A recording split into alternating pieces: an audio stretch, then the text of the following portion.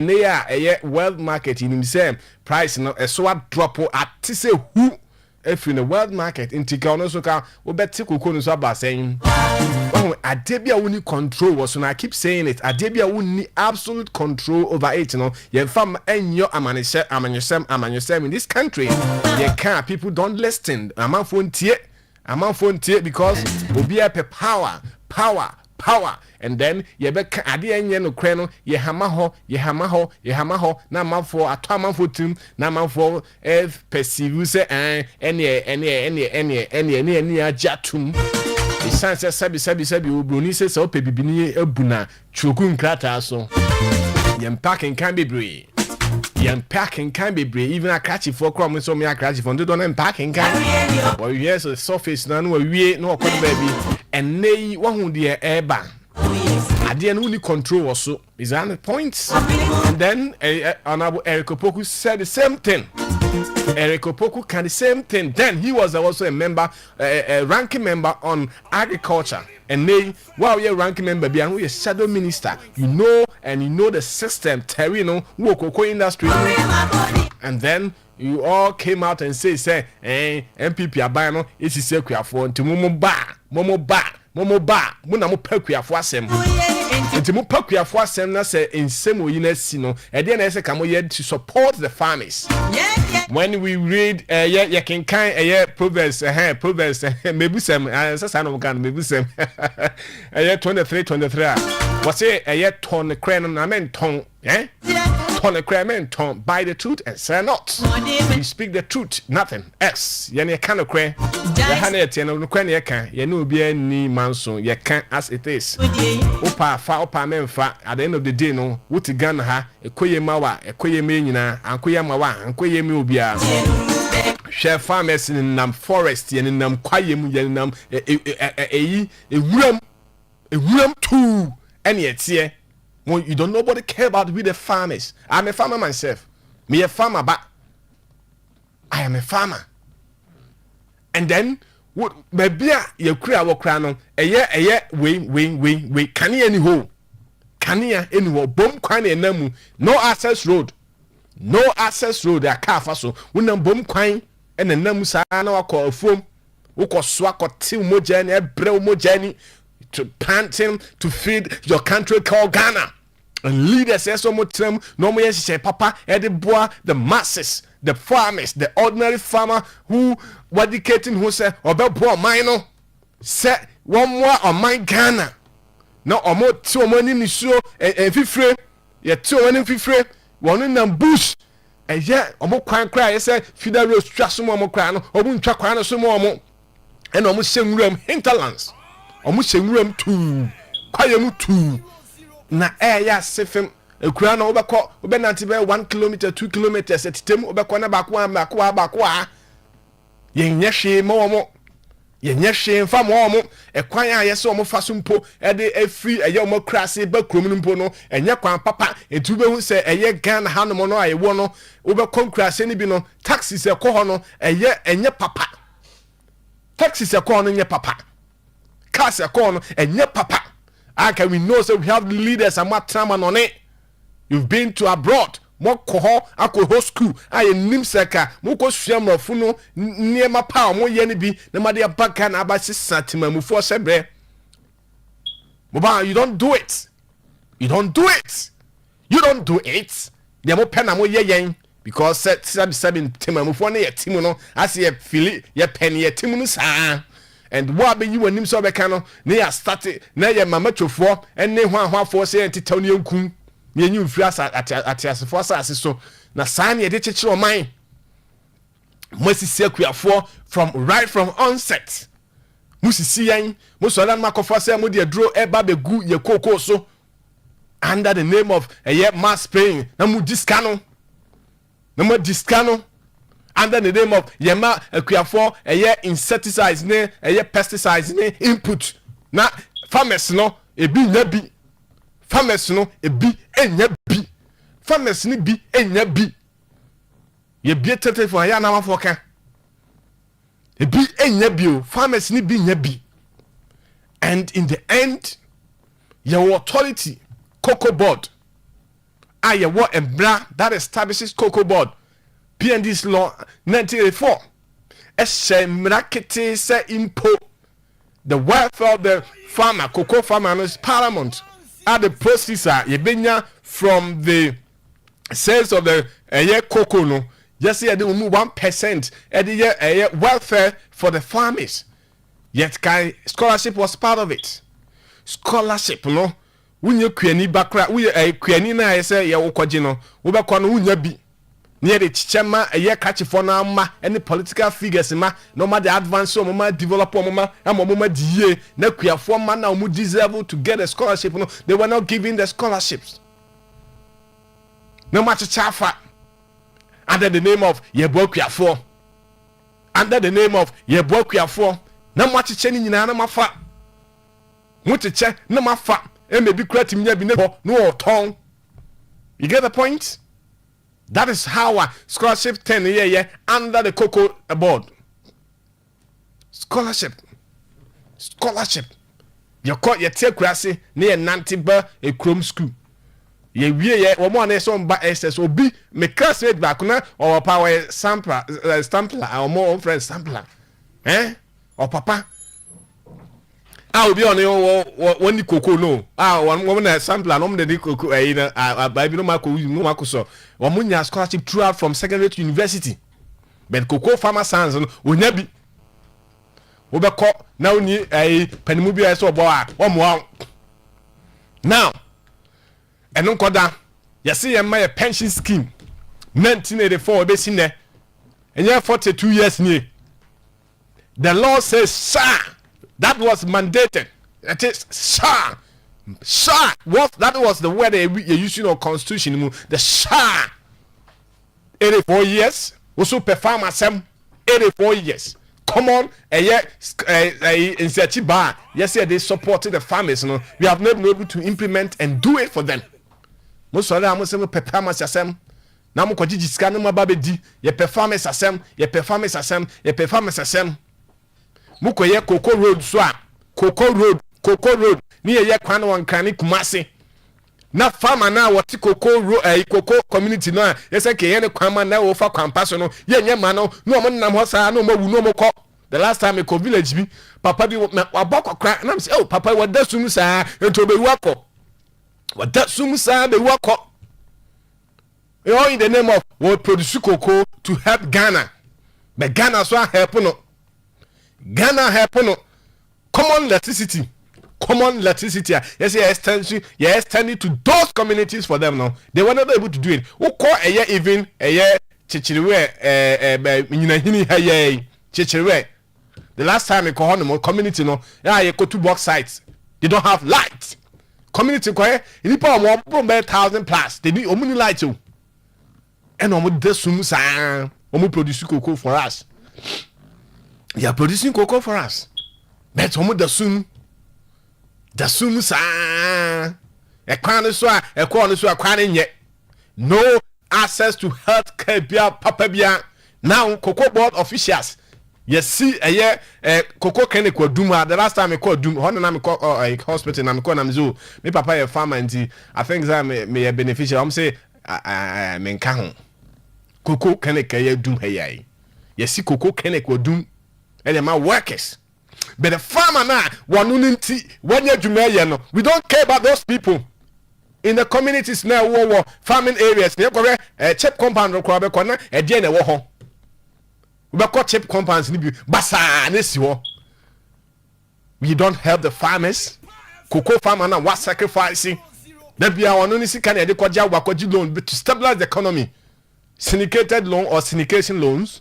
Yeah, every 2024 2024, right? Any uncle syndication, no, and that's a syndicated loan. So what happened? And then farmers na issue no. Jenim set situation no, and yet idea you control also. Nti aden ye de yaman yosem. Aden na ye de cocoa sector, any agriculture, e de yaman yosem in every sector, in every bibia yaman yosem. We na we hu na we defend, na MPP som, o mani age, and say, you see, politician e nam kroma, and omo toss yes queens. Amo toss yes queens. Wamo toss yen. Ghana for I don't think say any abre. And I don't know. A kwanya yefaso ede twaba. I don't know. A kwanya yefaso ede receive the messages from them. Okaya no assume. How do you analyze those words? Wonder all cano ede na why to get it done for you. Yede basi besum. And then one last thing I will say before me call me guest this no. So if you say system mo obiadia, why should the farmers alone and they say suffer? The CEO, necessarily original from CEO so about to the cleaner at cocoa board. Yes, yes, slashing in now the same percentage now. Yet free cocoa farmers in the end, no. Because without a cocoa farmer now, cocoa farming no. A better na what do you call it? Nipa na nyatska. So farmers now farming. What will be the fate of these so-called cocoa board workers? You see the point we are making? It's say in Perifuasi Jinaye say yama cocoa you know a bonamra from 1,038 cities no our match fish no we expect say every worker our ye a juma and a cocoa board no yantin sika so the same amount na yan show more reaction and obi a juma no person obi a school person kwa juma cocoa board but obi the same person also no wanya oni interest so be going to the cocoa farm so even if say a papa identity and come and switch from cocoa board so cocoa farm no bi ye the cocoa Akuafo sika na ma digene tebem ebiji 80 million ebiji 100 million then o cities asem na make no doji list cry I think say 5,000 Ghana cedis cleaner at the last time no be say or mo cleaner back o senior cleaner was 5,000 hey sanity here wo cocoa board national office e wa kra wudru ho the last time me ne cocoa advocacy e ko share mpanifo no ase ho ye ton cars cocoa board headquarters ase ye ton cars e wo ho but the ordinary farmer car cry wo de e ko na afom kura no ana wa gba kroma wo ko efie no wonya car papa ntenam car papa wonya bi because ekwan nyina ye bad ye the way to chill on mine. I'm a farmer myself. Me might have gone through this process and the situation. The next time never we can where me here from the village and you do and you didn't know where you do baby you do know.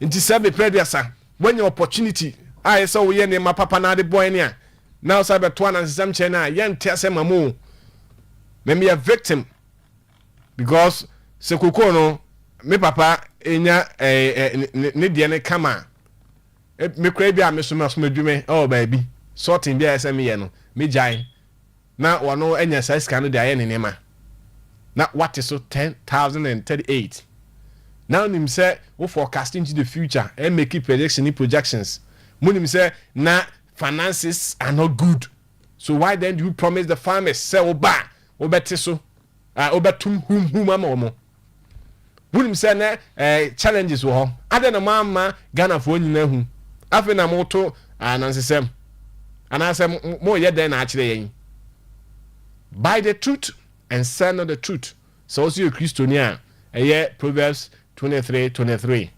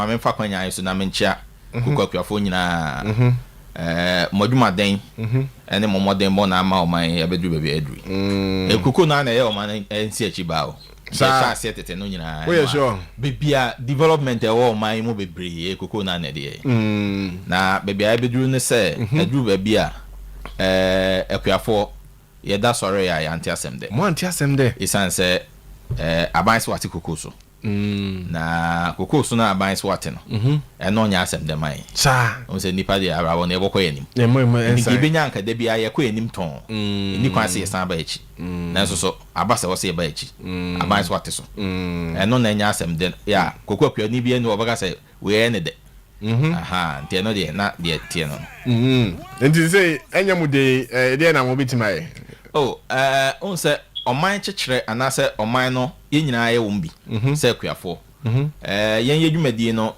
se de isi bo eduma ho di ne ho bra se ye do se ye punin se ye to drogu so ni nyina eno no ye nyante so sese apafo ne fa ye nyante so nti ye de na ba fo ma kire se yen ye economy no ena ne ho ai den a kire eno nti ye wo se yen so ye hwe kwan a ye befa so ye kọ ye ne mu yi ye bisi gyina ye na no kwai ba kwa wo mu no se brother ebey Akuafo Ghana Cooperative Cocoa Farmers Association unions na ewo oman yi mu no cooperative unions no ye be nhia mu Kumase a na eho na ye be toatoa na se ye be bobo ni asi ho na ye nso ya ba out na ne pese ye nso ye de tudwa na mo ba out se mo ba out mo be kasa keke ana mo be take actions bi a be surprise oman on se for now there mint take decision no wa ha emma Akuafo mpanimfo no ma menchia me mpanimfo yem president no isifu Isaka no ene mpanimfo na da no Mr. Tamakro ne ona keka ho be gidi se nyina ye be hia Akuafo no bobo ho a ne wo se ye de to no na ye de den ye de ato ye di kan hye sa nhia mu no ansa na eboyi eba ye nya akwanya ne mpanimfo no hia ye representatives no mo mpanimfo no hia say na otwe a etwa mu no na ye de emergency meeting be share on the 17th year ebe unfortunately ye ain't me anya emergency meeting no na announcement no by aba and don't know ye be say eno de ye no mbekwa akobobo ho but eno no nya nuru ho no ade no de dan from de dan from ya ti de enye de o say tra say ye de enye de say now we can say we show you medina sem se oman no ye pese oman ni tumpon a eni kwan say de nioma bi efrafra mayosem ye ne sa da ni ihu sa ni bi ho obi aba oba kan da oba ya no ai bi foforo e ba sa emwai ade ba ko pa edi enya pa ne se ye kan info na edidi ye man nanim na na som da ya no omumbu Akuafo da be ya omuye da be na mu huye enye omo wa haye wo nko omo nyina every MPP so ebeka omo wo hi because ansa na sa you can say boy ebe babisi no se mo engage Akuafo no a na mo because Akuafo no wo mo ededa o ma no se idi sansa wo so a be be beduru ye meduru edi enim sanka ye free tete eba no na ye de ba but don say obabo mo prum mo mfiu mo fra mo mfiu obabo mo prum mo mfiu beto mo hiam de no ma fra mo but eduru ba be e den dia na afi ya kaise Akuafo ho and the basa e madwuma na ye den because ade na ye ni nyina nya obia interest obia ni ho o say ono nko anya ye die nti na o ye basa o man ni nyina ba den e be koso eno na me die me eno ye me personal view me ma adwin mu ne me susu ye mu no eno na ye how say ye mpanimfo no be bi om na prato ho na o mama kokwa Akuafo no a omo na edokoko no ma o man ni nya ho mfaso no empanimfo ne wo mo ene ye dinsa wo so a se wo se ba fo ma Akuafo no be ji atum na ebum unte empanimfo na kan untutu anoma ho e fa nko chere na ya ko chere penin se we abo abeni e ba no sa na ye hu ne ye nka eno nti no baby free ba no sa nti ene we abai mama nyo ni bia mfa o take side o take side o take ne kwa o mo kika mo take side o take ne kwa o mo breast no sa ye make me pull letters upon letters not a single day no mo engage akoto di baby Yes. Among good onge obia. Enti we na aba no.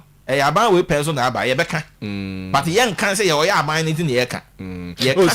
Similar thing happened I think 2017 2018 once the wet market price need drop away by I think $1,000 or so.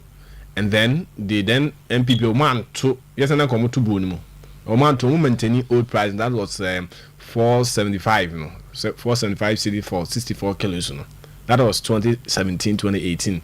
But I think Zena is a reduction in huge to say near your witness in it. But more absorb we and we know say if say a bino fee say well farmers at harder. Now almost say be things will change in the future. I didn't know no one to me absorb cost no kakran for mamo. And I know so to do. Minia on say about some mathematics na. Men person may no because me yen is see na. Me yes some mathematics na say me kasama obi. No kwa some say.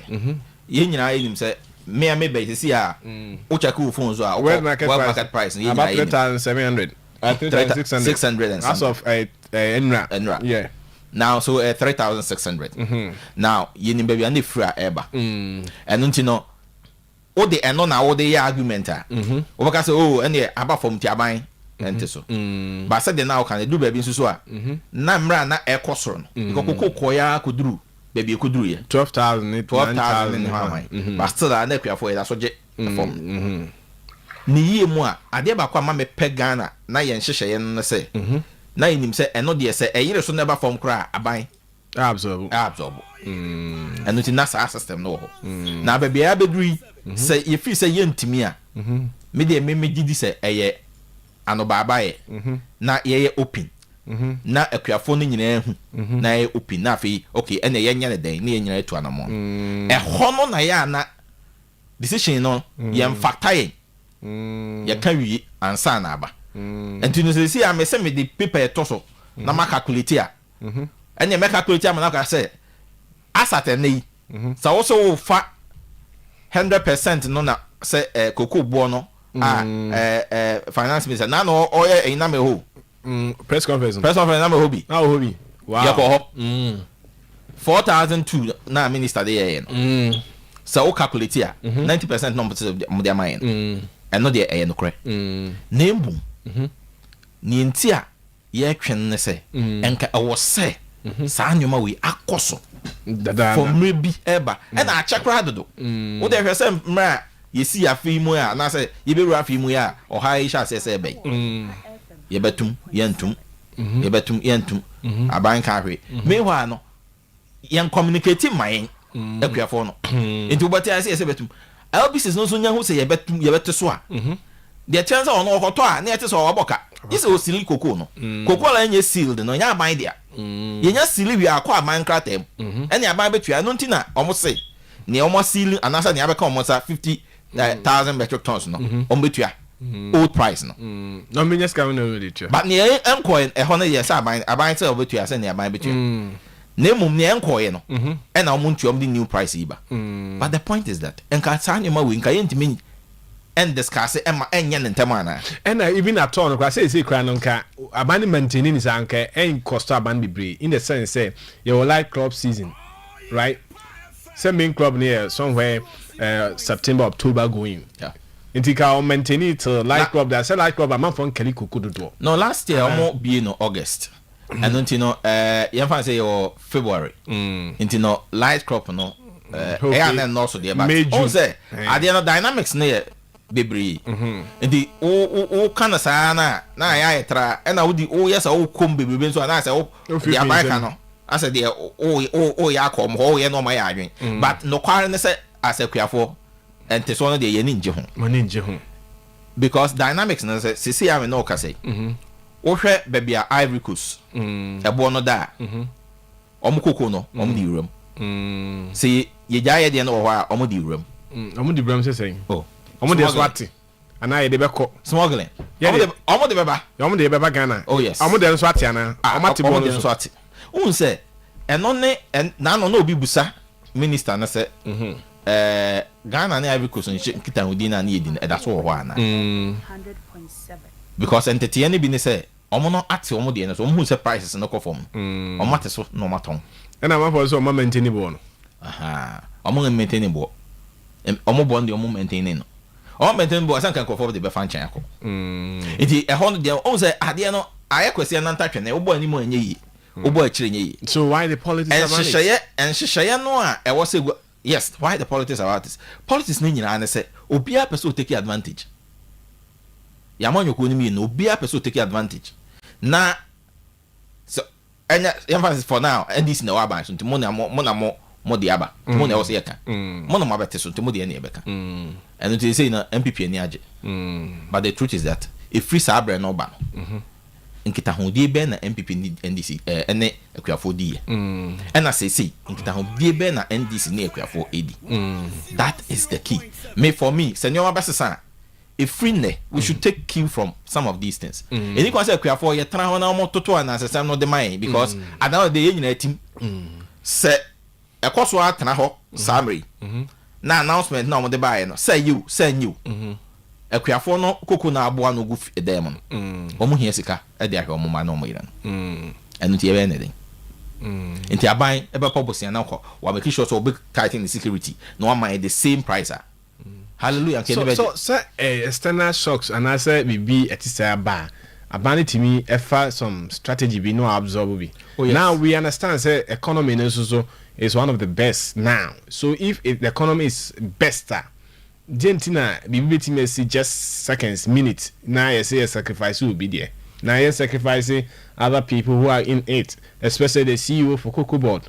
I think then if you can 750 and I said to what type from. Oh, say and no I know ba abonte na Akuafo na kasa ni nyina obi aba say okay ya take Akuafo there so adena edwumafo no so yento market yes. Now make am support to that call. And don't no enka announcement no buy no. Ka announcement no e say de ka ho say and I'm say or how na aba no ye cut cost no ye cut cost across board and ka we say now we cut across board and so amba na you say ampa for now operational because the truth is that some of the costs will be undercut because your adma company your cocoa company your business the point is that say ya take cocoa so no LBC's almost fleet na almost commission that's better into aban be cut but said the Akuafo no busa na ye dey call adwumayefo no e ho so be cut ana that's the issue na un say ya na yen kasa sometimes so what labor law na nyoma ase a e bi anya Akuafo na eso market fi asote nemum e was say expenditures bi omo ye ho na sote expenditures and I say number of staff I want more idea adwuma na sote because the point is that un say easy for you to say yenti adwumania akati aso enya simple sa enya simple sa so but simple say better adwumafo the same thing so important make because the point is that so far the labor law would mean ya anko straightforward say obi a oje thousands and that na ketua so that's why more rationalizing with the issue of say CBA mining firm be you can downsize your workforce and reduce and then if there are some allowances you can cut all those ones but not their basic. You can't do that. I know that is the law. It's either you are downsizing the workforce and reducing that. Now they are not support Akuafo. Sometimes I don't want that generalization. You generalizing and I say there I didn't I can want to say no.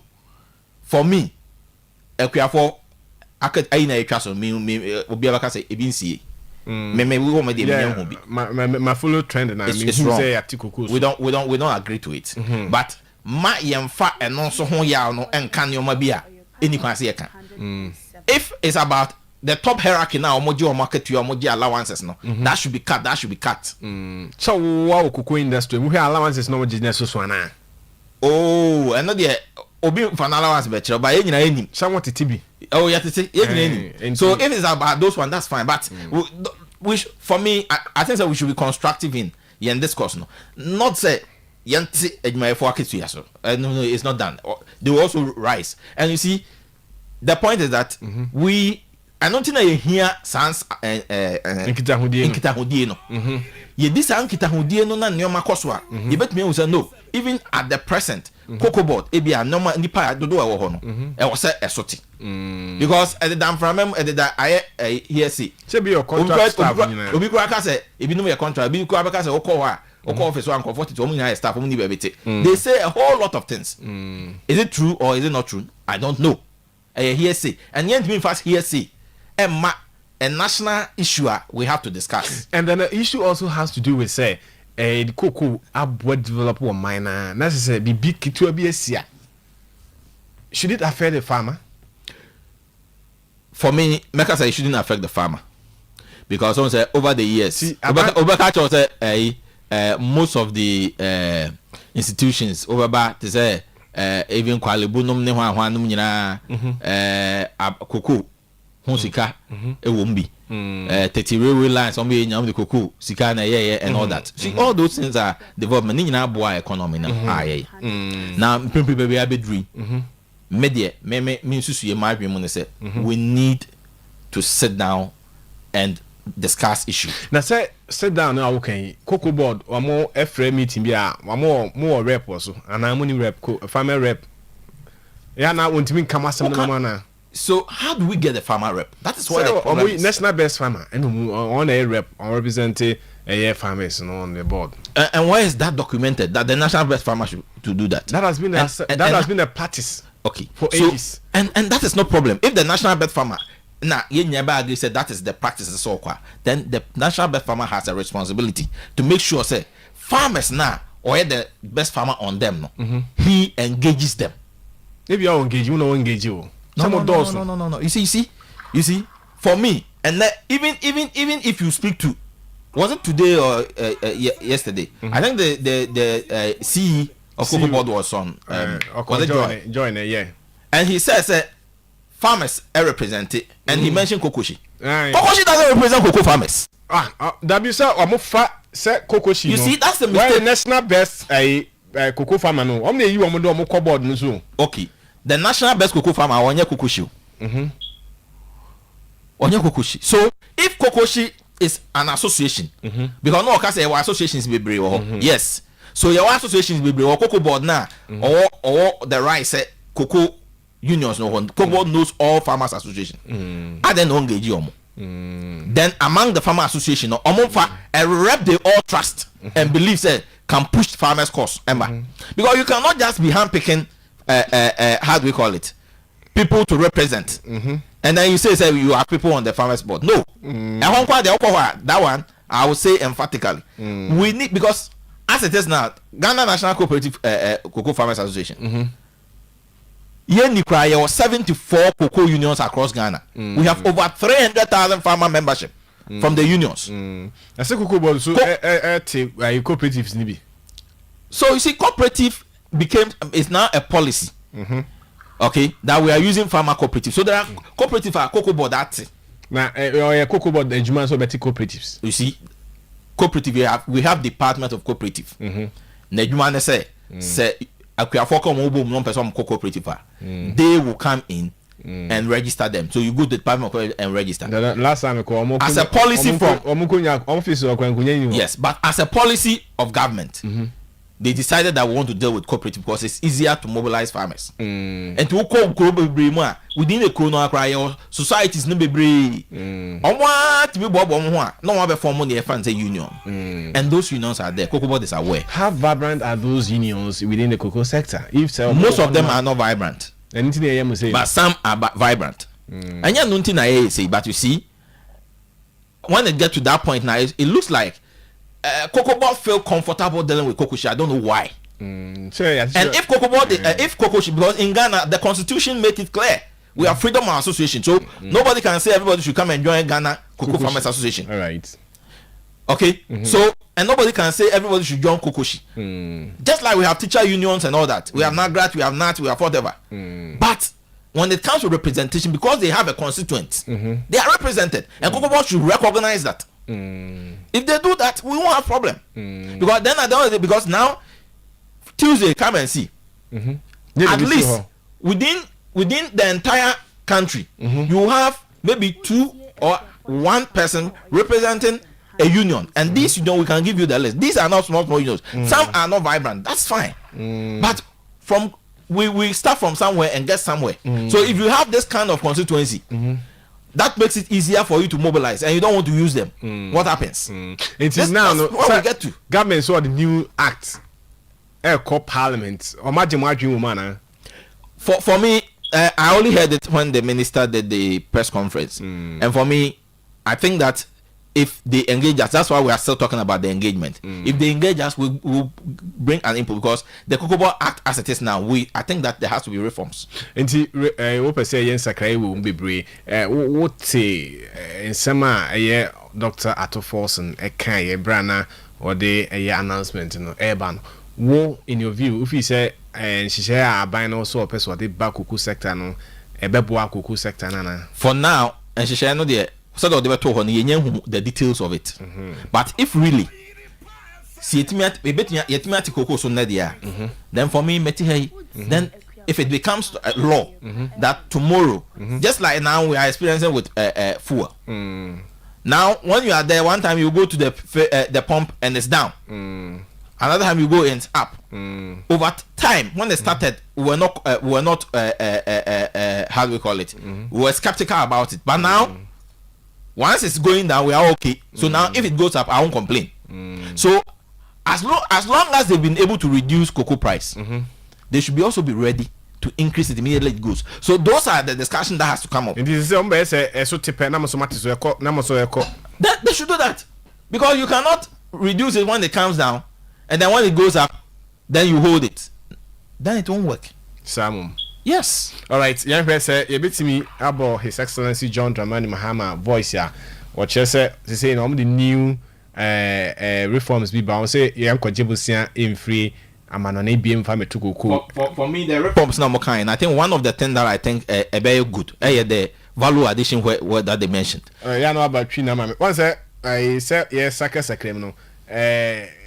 Advocacy gajane civil service ya pushi sa nti dada ni nyina omo we ni ba na afi no mo nti no me hu no say reform na oka no said the omo de kan na de say ye be kono sa anya ni here e be bo man no, because e was a cocoa ni itimi sakram e was say oman ye mu no omo a abie nwuma na omo cocoa adwuma no itimi ma omo cocoa no first na mo so we are ya we industry ni mo ache since 2018 started advocacy ya be do ye, and farmers Ghana for no more beans no I quite brands and money they the come on it and the sense I buy who say or then subscribe but never say reform no there yes you so say emra nemum reform na eba no o ma ye nyina ye fa ya dwen ye den enwura mu bi na mo na ye ntimi shape no ma say de be ya ye ko ye nimu no sa ne ma ya ye hu ye nsan hu bi we say the then minister for agriculture Dr.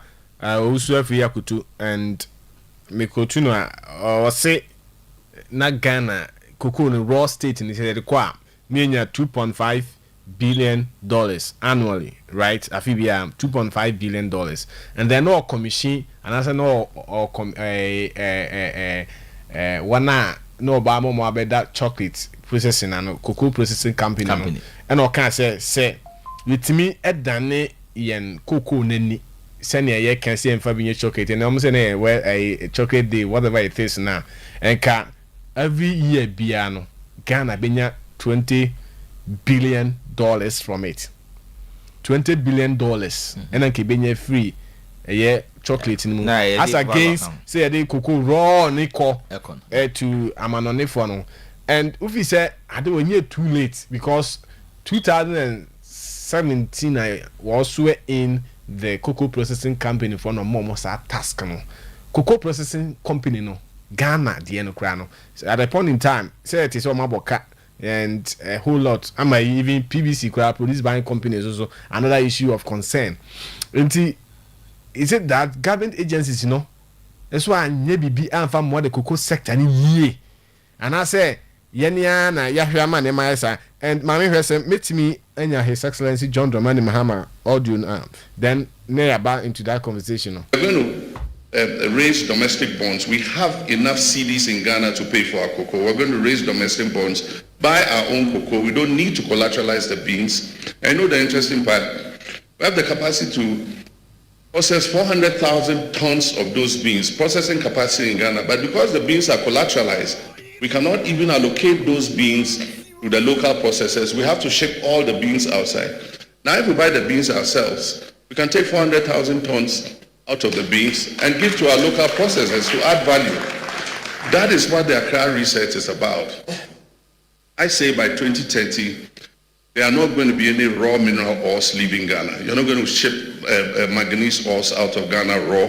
You're not going to ship bauxite ore out of Ghana raw. You're not going to ship iron ore out of Ghana raw. You must process all that locally. That is the only way we can provide opportunities for our young people. Our young people are not as patient as our generation. They want to see that progress and prosperity today. And that is why Accra Research has that urgency that we need to implement in order that we stop our young people from braving the dangers of the Sahara and the Mediterranean to try to get to Europe to look for opportunity. Africa's prosperity is not a threat to anybody in this world.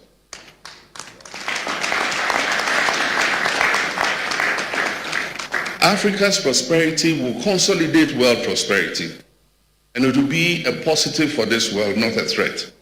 And so we want to thank Barros Chapman for those kind words. El Haj C spoke on behalf. Right, so what's in here? His Excellency John Dramani Mahama Akano, and Ufi said, "Yeah, the Bayajuma, and we as usual the same thing." Yes, so the American said near President Akan idea. Yeah, say the Bayajuma, but on say be now kind. Say I'm a Kasankwa. Na ye den shisha be guakwem. Na said the wama say by 2030. Ini can say ye de cocoa beans no in the raw state. And kabe bo mine. Inti no for me policy reform now can. Omo the bar ebe boy. Na set ebe adwuma na no na say yehwe.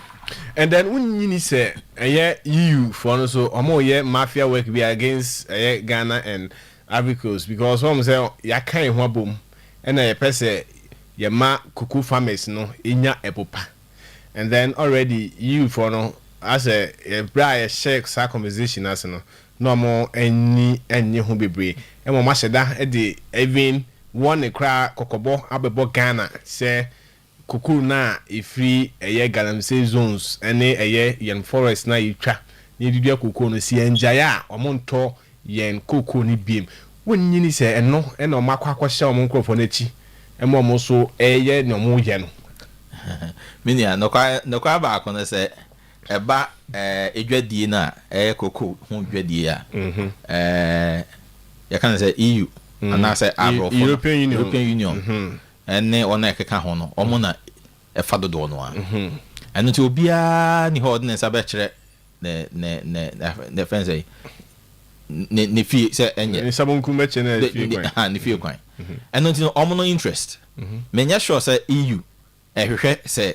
Ghana interest no bekoso and Akuafo interest bekoso eja ono nso so ne because a business into omo no the business no because me who say cocoa and primpring artificial supply ya create shortage bi no ma shortage you ya create say cocoa no abebu eno na ete ebo no so na omo plan ni omo ye smart oh yeah omo plan ni and you say emra yen Ivory Coast ka bom na ye ni no na ekotia yes inti na hona asha se ede ni no ekosoro but omo so transia no mahwe inti na make say ensem bi ko say Ivory Coast kra atine omo Nigeria ate omo koko no so akoton because omo say price na ye dey eba form and omo taste no omo de no so no enya regulated to say ye de no inti ye de na du ba bi na ye pese ye nyabo bi say monto no say omo say ye nto because na ye de omo kana ye tua no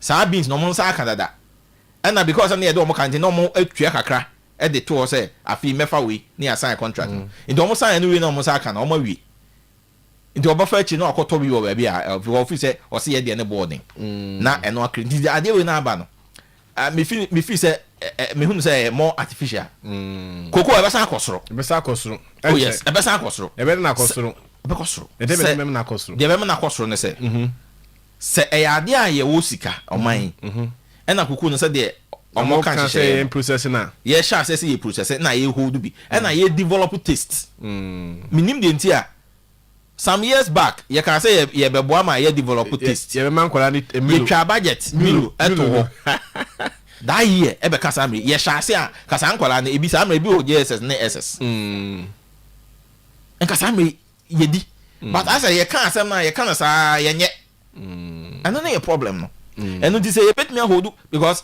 ye hold ye jai koko no ton no say ye pe price bi ya omo so ton no and na abego nti afei obis no de inako onyane sika akoloko ho and na adwen mu no so no e ba from ti aban bet me ateso nti kwa no ni ho so on fatika bi mu nya den enko no akoto e kwa ho so ntimi nton and that this ha o ha we aba say ade a Elvis no timi to na aban etimi kra enka de we gentil nti say no Elvis no niska o de to and na because say your system ade to koko no ye off taker no or my 60% as wo licensing buying company no omo Elvis no to koko no now they akoto na akoto a wo de akoma koko board na koko board ya ma wo no nti ye o tripartite agreement a ye sign nti sa nhihye no say no ono na ni sika ma na de akoto na de abre no say wo so de open no wanya wie do bende nti ye koso a tena ho a what it means na e be worse what I say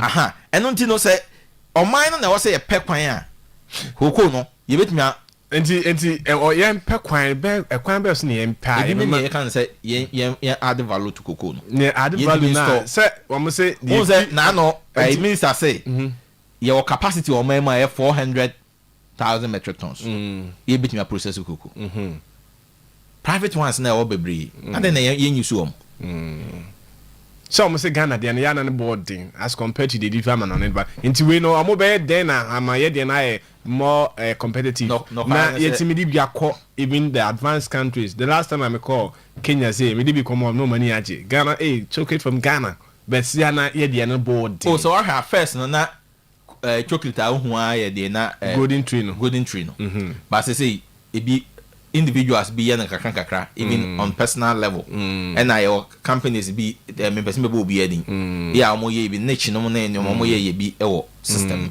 and some say omo the yellow call appeal ni hwan ni na ni na omo ye bi ndi on say me no ma adwen me say e bo ye me ma adwen ye ma omo kwan na ye ma omo supply beans no ma omo local ones no no omo so the year over time ye de ko bebrebe na so beti the basa be say nya bo no ebo no basa ba ebo no de even by next year ye be main crop be san akosoro this year and next year ye main crop I be room main crop by August be san akosoro light crop man nya do ana oh light crop say nyante okay but no be but main crop be kosoro de ntia be kosoro no say sabre no kakra na omo no wo na omo de omo planning so de omo to stock we go ha oh but you see what stock go but our plan and the different in so yeah that any above no time or plan you or plan dey plan ni ya just or plan the omo plan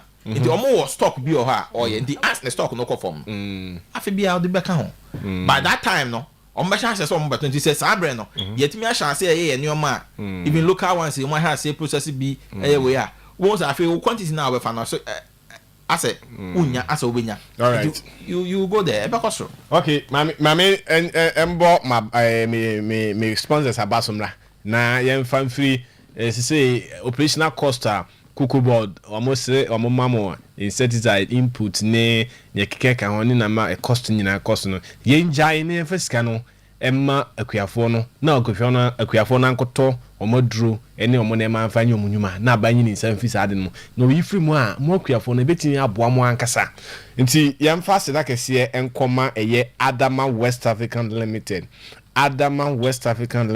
Adama your number one crop protection company it's a year surgery we mo amodo no baye mo no baye no wono ena ebo ho ban emamo obo ho ban pampe ya de ma nti uye kuani na wo eye aburu anase wa aburufuo udua aburu na eye nwura hyase efufi aburo no mu na odadwene bɛɛdɛ na ene apafo na ese omo ha ye nan apafo so reason omo bonu 120 150 enti se wuntimi emfa apafo dodo emmo no 10 acre na sema no 15 acres na sema no 5 acres na sema wa ene ebomodian ne koje amazing 30D ni bi amazing 30D no wodi begu eye kafu machine mu bi no wada insu ade afra edru no na wodi apetipeti nwura no so ebeyi enwura no ebekum enwura no nyina abra ebro no enka betim anasa ebro betim po enhye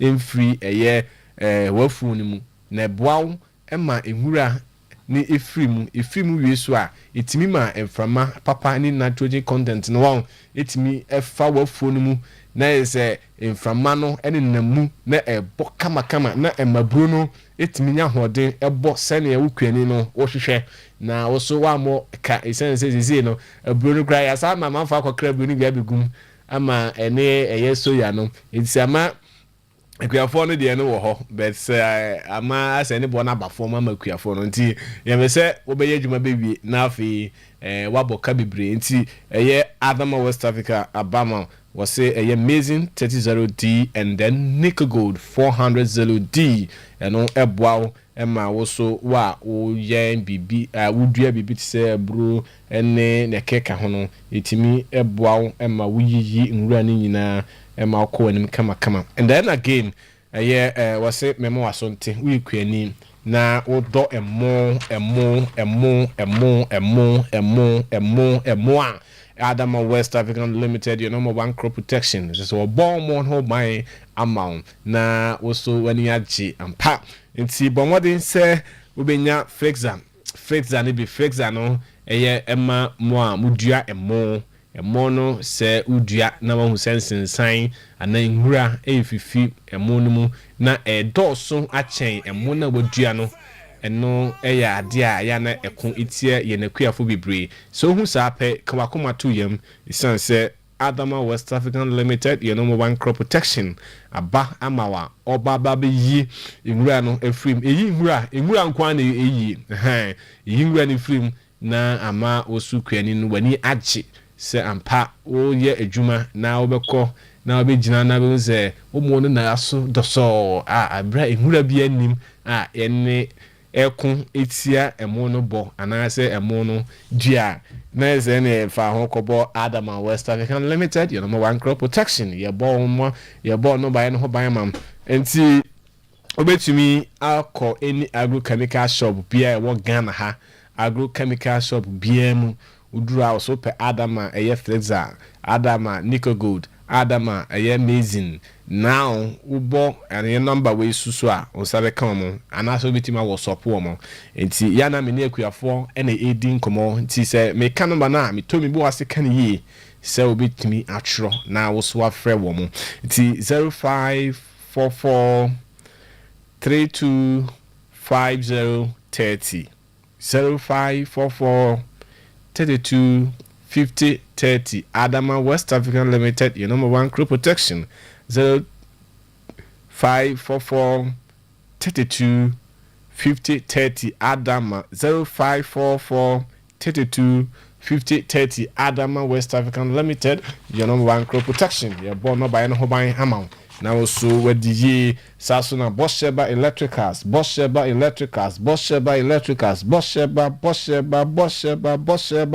Electricals semi kan chira wo say eye enkania nyina josu ewo Ghana hadie oba eye edum Kumasi na se kania ene eye enema bi a wope efa cables ene ne keke kan wires na se wanya bi ewo eye Bosheba na se companies now mo etwitwa sanema no mo nhyase so mo be sanema no ye obi bia bi doposu anti am say make ka say we into the bra any type of light kania papa standard one the F any the F wo ba on sabe kan bi na was me kan cho say yes CCTV cable CTT we say CCT and then now you will be ewa ha and kania no akromfo ne wona enka no kra ne adwembonefo no ahu ti wunya bi na o install e wo fie wutimi control ba bia wo bia o connect ma device bia ba bia na bia otimi hu what's happening in your house do twam wani mu a o pese wo de nsa koso eye wo gate mu no wi a obi bi no ni nyina e betimi detect ama wo to wo hu ni pakro nti bomodin nebra e edum prisons run about na face so wo say me ma so nti say digital recorders papa digital recorders what ba eno boawo na 77 preduasa ene cranny system ni mu wo kan eye Proverbs 23 we say buy the truth and sell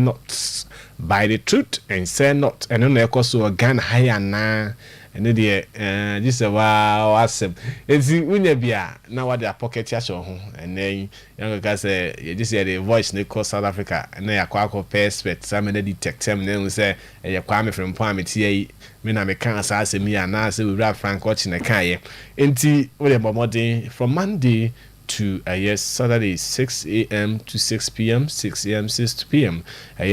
Pa premises here ya oba ne ohia bia efa Bosheba electricals no on sabeka right yada say bro bibi akoso nyame adom great enti yanhwe se na abase no operational cost ene kan obi na ebia ema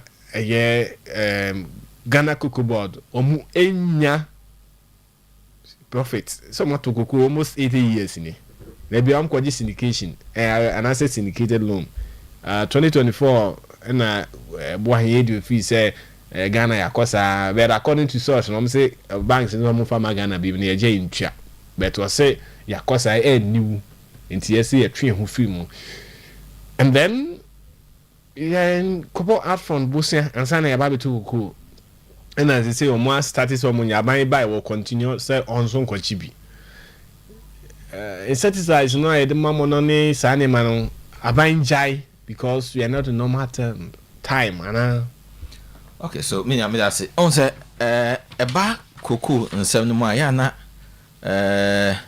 eye ade bia bro ni be kan say eye dice kakra on say enuro no ne nioma ne nyina eye cost component ni bi ya cocoa board ebo eno ne nyina ka ho ntina ya omoka se omo mayen 70% isan say no kwa sem ne say cocoa ho dwumadie no yen akuafo no na yedua de na so yen kwa na ye ho adwuma eno de is true because ye ho adwuma ne wi a ansa na cocoa no be kwa akodura mo wane ho no car na be fa free district ho no driver no e wo se tua ne ka RBC na otoye no so sa cost component ni nyina ka eneko me how ya na no say ya na cocoa board omon bi o map omon ye transparent eno na ha adwen eno nti no as to say enuro no omon jai no eno de akuafo no na say ye je akuafo na no sem because eba mre bi na dodo na fi say enka de sika na kan akuafo no sika nwa na ya koto ya de a ye pe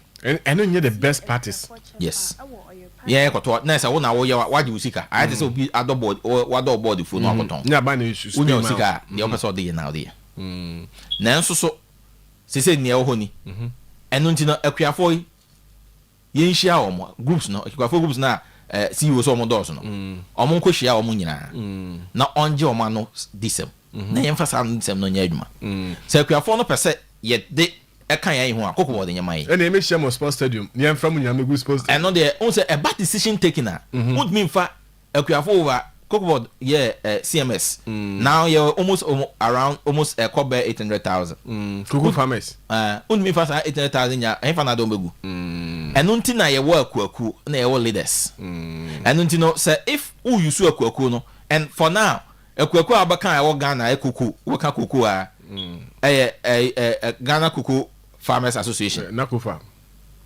we Ghana Cocoa Ghana Cooperative Cocoa Farmers Association okay. And here one and a Ghana Cocoa Corporation Nakufa so they can Nakufa and is it Kokoshi Kokoshi so mom na yes menya sure say cocoa unions no you more than 10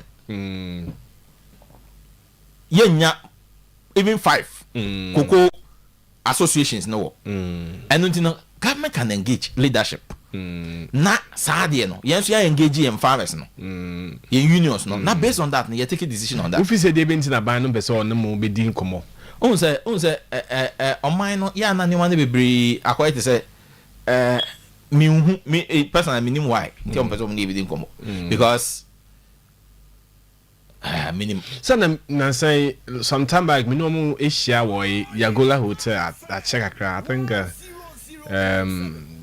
2018 or 2019 there, and I'm hoping share cocoa farmers na cocoa sheep from penny phone be can any of those kind of people. Mo cocoa and now mo once I mo 2020 I was saying I know the man mo aya no mo cocoa no mo nyina ka ho bi youth in cocoa women in cocoa hwan enti omo kone kasa chomo a omo ba mo communicate back to mo ana I know they mention them but I say no quite answer about a kokoshi on the ground. No, they don't communicate to farmers.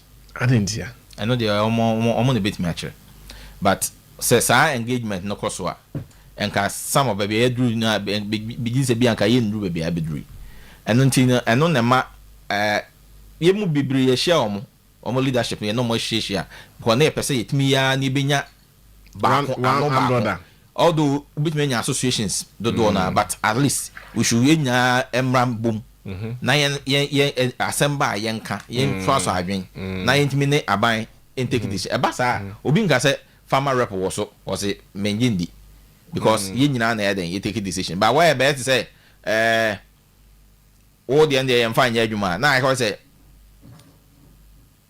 unhu ne wonka aha until na that until for me and she ni bebre o a eye I know there we men can enye but say PRO na wa ba wo cocoa board no I think say na djuma wo ye na eye we engage more yes I know there maba na ba so say okoso aye sa na omo bi omo pono a e be bo omo but so ma anye ne sa dia about say dada no a nti we tu a we gina ha no ato ama no we gina no ato ama ye nko ba bi e mo man no enti na me pese obo am hakakra ase when sisu pi edu no farmers no ya na munya bi munya na munya ma association ya na munya na nya na de munya me nyina anka se de munya ya na somo me nyina anka se Akuafo no omo nyina na nya ana so omo nyina na nya but ye nyina ya wo man mu yete mo tini sen yete se ebi nya bi ebi wo ha utumi ya nti en toko so ya na WCF survey about it ebi wo kra a group no a 3 box near the call for a whole community but even Costa omo nke and san omo bad district no abefa nru na kon and say oh be far and am say person omo person e ho no emu da ho no nti no nipa dodo a wo se ba be fa no omo timi han bi abobo ya nipa be 10 so no abefa nru 5 box it is sanyama no akoso enye ne aha enu nti na Akuafo bebre si ye mpesa nru no nti common fasika no nye den emma but say for now na cocoa boy so ate na ni nyina operational cost ni man I think say there has to be that engagement enye me na megina ha ka say yenye Akuafo no a chia na de dodo no be dia tum no na ye de ayedwuma enti in your view no in your personal view if you say en togoso nye ebra ye hwe ahunyehia bre we mu na me de all the me de na meka de meka say omo fanka cocoa boy no mfa mame omo fanka cocoa boy mfa mamo but enye me decision na wo say yedwuma nti na me say Akuafo na chia na so you piani and now you piani bi ba unse me piani ba me say yedwuma ni so wo no me were other alternative asa say me yedwuma no kuya no me ye because den ya ye kwa ahomje mu a ye beto so aye ni cocoa ai kenek no mo enjoy bi media men ko bi dade na farmers no moko oh mintina nka se farmer bi kwa na onko ba won say hospital obi benya access to obi beko obi nko obi nya access to because already we are waiting to say I know the minimum make us a minimum meboa for the farmers I know the I don't have minimum bibia fa clinic the minimum clinic no ho as to say omo eko and I know say clinic no ho no staff benefit cocoa workers on the some benefit but as to say farmer be akwa na farmer be nko na me how they me nru person cocoa can me say me cocoa farmer ba I'm say enkoba me how the minim dey no how dem go me am a victim for that. So and then me bisa rural areas number one baby ana light one. Oh min ka say baby ana light but no kwa say me need data bia me dey support to masam na mekan but ye konkurasi ya na mo ya etoyin ebi akokese na wo ho no na light but Akuafo na mo da ku na mo ni light and dey want me nkase ba bia na light one dey na say me so solar panel no majai say na si solar mo no and dey just nya PR for no na so industry you supposed to know everything. No, you can't know everything with the farmers. Oh, you can't know everything. They tell say ade no bebia adwuma na wo ye no eno na wo focus into the welfare of the farmers. Yeah de no ye Akuafo no eye di anasa o montete ye ne sa ne man but e ba o ye no mukra data as to say we the light akoha we are e o mo da no so they should be able to speak to it. Nti na no kra no ye time na so ye be sorry so pension scheme no akosi sen improvement amete ye minim bebia kodu nti fa na nye fe 1984 ene share say ye pension scheme ma farmers ebi na na meka se sa wo hwedwuma di akoko adi ama oman ya nka akoko Akuafo de samre wo se nkom card bia so uduru age bia from 60 kura ura hospital ni kwa say you ska ufu ka kura se nka free ukọ UK ni ya unya di 60 years ya ma chit card bia ofu train kura free because what contribute to oman no but they had the entesa baby say US say omo aged groups no ukwa ukudi di canteen the last time I call US might be na was it Kwame Nkrumah time or Ghana until who said me fi Ghana ma ba I will connect university or extend the invitation to me say me and call for land dinner and me call in the card no the issue ma me me call no em phone kwan I issue nko and policies we be nyina wo ho and employing for na makọ ndi da me betena ya me kasa ya na amanfo visa bia me muade na bibisa no mu kọ ho akosua sene mrofo no eti eye ne mapapa de mo nkrofo be mo ba mo pesa mo bi bosum na mo tumi me ni tumi me de nza me kasa no correct antino hardwin enti me de meka na say for now the policies o say ye anamon ye to be etu abedri ni kwa senke wa ha ba be abedri eden ne be ye betimi a eden sakraya ba na aboa well koku hwan no pension scheme no enye adwuma beka ne pilot omo ye ni nyina beka samre enokra out unse ya na that is the problem ya na ye wo no ya yen hihye no ba hihye no ma ya ma omokra no ehun krata some say the man na nyina ye hu say na konkra all right ye be na so nti ye be ma ye be sorry na eye security minister aba na all right I smile ba ha na me ni eye